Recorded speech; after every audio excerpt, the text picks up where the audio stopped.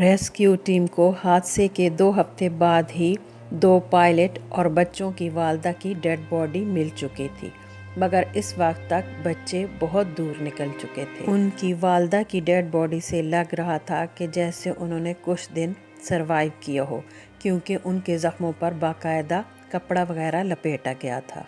Team के हर group को तकरीबन हर रोज़ 10 किलोमीटर का इलाका छानना होता था।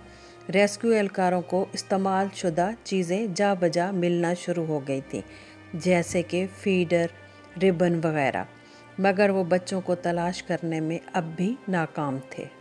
डे 39 इन्हें सुबह 7 बजे तलाश के दौरान बच्चों के रोने की आवाज़ आई, मगर इलाके को घेरे में लेने के बावजूद बदकिस्मती से बारिश के शोर में आवाज़ें दब गई और इन्हें खाली हाथ कैंप वापस लौटना पड़ा। बिल आखिर 40वें दिन बच्चे मिल गए।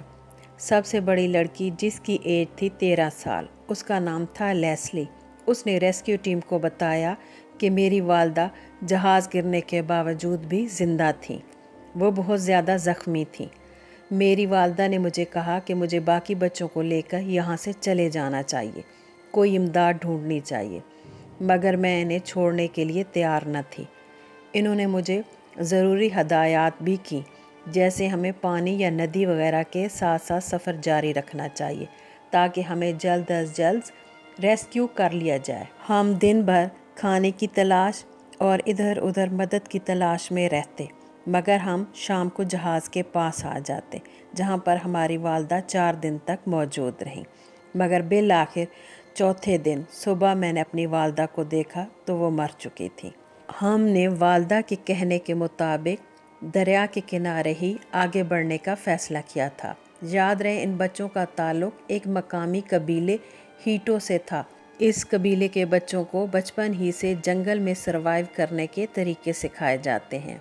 इन बच्चों को जंगली फलों और बीजों का बखूबी इल्म था, जो कि इनकी बका की वजह बना। रेस्क्यू टीम के मुताबिक हमें इन्हें तलाश करके इंतहाई खुशी हो रही थी, मगर हमारी खुशी उस वक्त दुख में तब्दील हो गई जब एक छोटा लड़का हमारे पास आया और बोला, मेरी माँ मर चुकी है। ये सुनकर हम सबको बहुत दुख हुआ, क्योंकि उसने अपने बाकी बहन भाइयों की तरह खाने के लिए कुछ नहीं मांगा था, बस अपना दुख हमसे शेयर किया था। रेस्क्यू टीम पर नज़र पड़ते ही लेस्ली इनकी तरफ अपने छोटे भाई को उठाए भागी और बोली, मुझे भूख लगी है।